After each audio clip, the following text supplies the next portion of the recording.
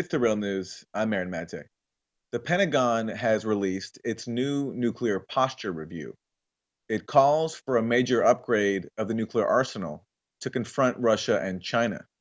And for the first time, it would permit the use of nuclear weapons even in response to a non military attack, like the cyber hacking of U.S. infrastructure. Colonel Lawrence Wilkerson is the former Chief of Staff to Secretary of State Colin Powell, now a distinguished professor at the College of William and Mary.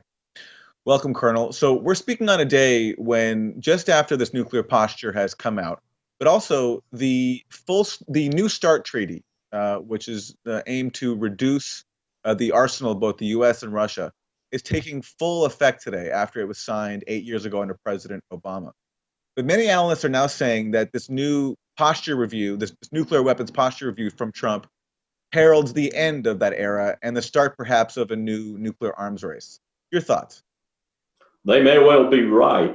I see this as partly a continuation of what the Obama administration had put in motion, which was a modernization of our nuclear stockpile to ensure that it was effective. That is to say, they would work.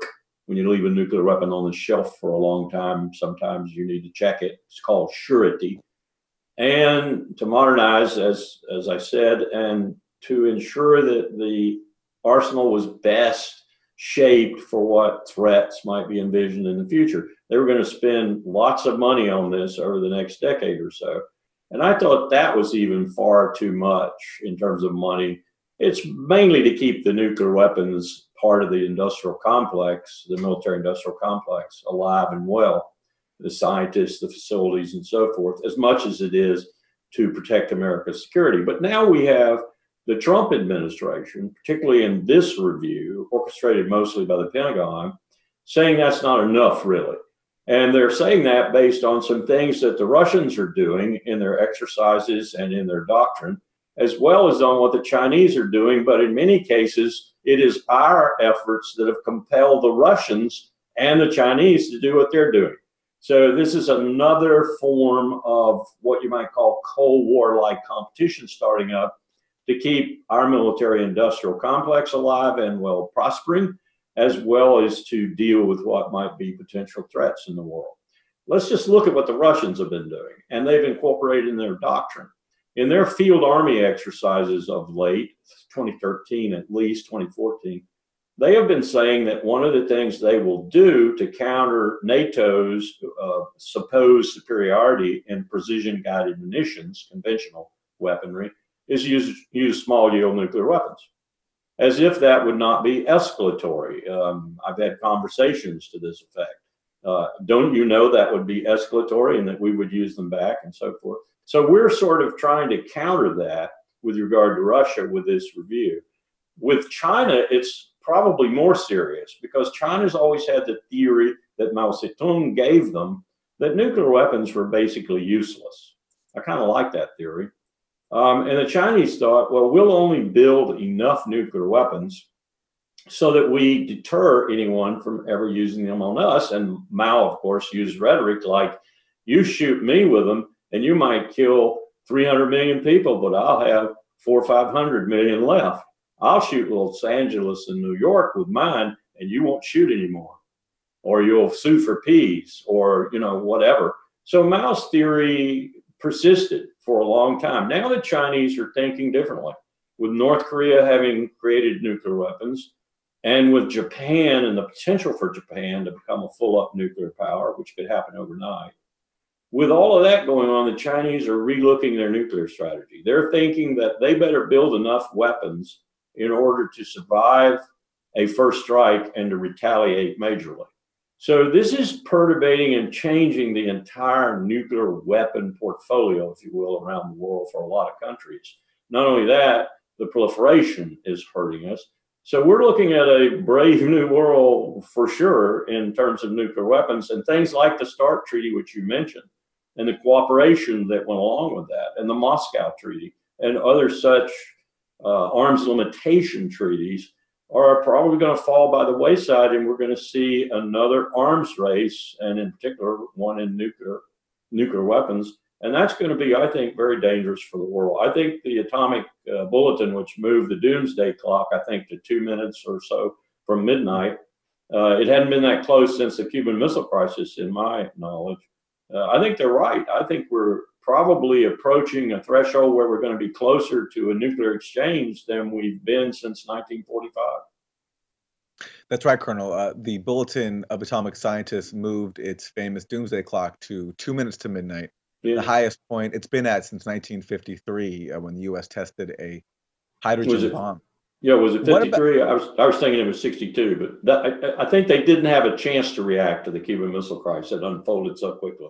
Right, right. Well, what about, so you mentioned how Trump is in many ways continuing Obama's more than $1 trillion nuclear upgrade. But in terms of what's new here, what about the leeway that he is offering in terms of the grounds for using nuclear weapons? The review talks about using it in response to a non-military attack, something that cripples U.S. infrastructure. That is unprecedented.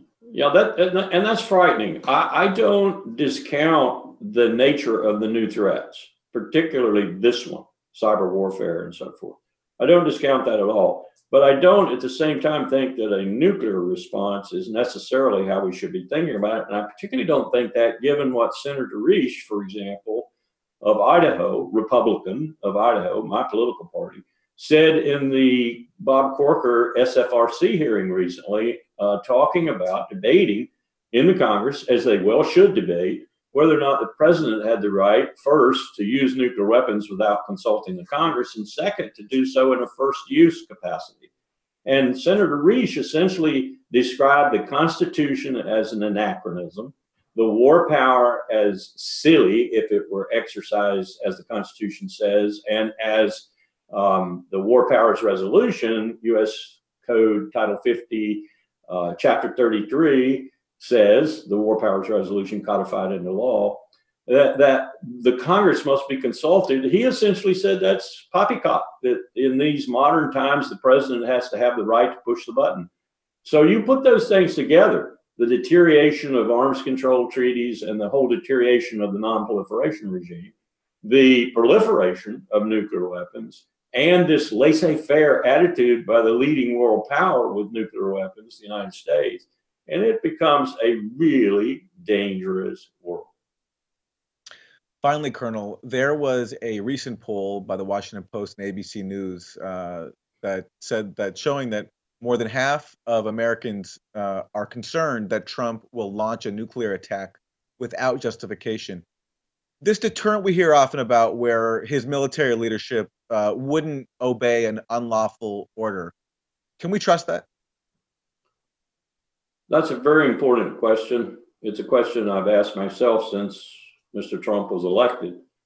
I'll have to be honest and tell you it's a question I've asked myself a couple of times before in various, usually Republican administrations. Richard Nixon comes to mind immediately. Richard Nixon actually threatened on more than one occasion to use nuclear weapons. I think he was just doing that rhetorically. But it is a matter of concern, and I must say this concern on my part, and I think a lot of my colleagues, has been deepened profoundly by this administration. And I say that because this administration seems to have so little experience and yet such a big ego.